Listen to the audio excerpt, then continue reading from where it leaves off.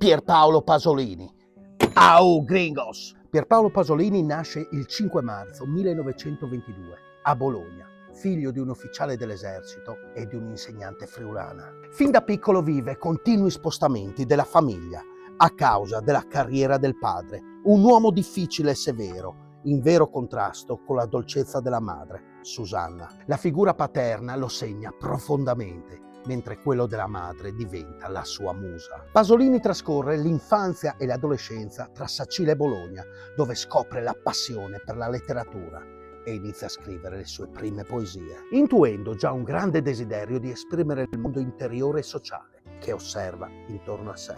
La svolta arriva in Friuli, dove fonda l'Accademiuta dell'Enga Furlana, un centro dedicato alla lingua friulana, e pubblica i primi versi in dialetto. La tragica morte del fratello Guido, partigiano caduto nel 1945, segna per sempre il suo percorso e trova spazio nella sua poetica dolorosa e impegnata. Dopo la guerra, Pasolini ritorna a Casarsa, dove insegna e approfondisce i temi dell'identità contadina e proletaria, sentendo quel mondo come sacro, innocente, ma già minacciato dalla modernità. A Roma la sua arte esploderà in forme controverse e provocatorie, ma il Friuli e l'Italia autentica e contadina rimarranno per sempre il cuore pulsante della sua ispirazione.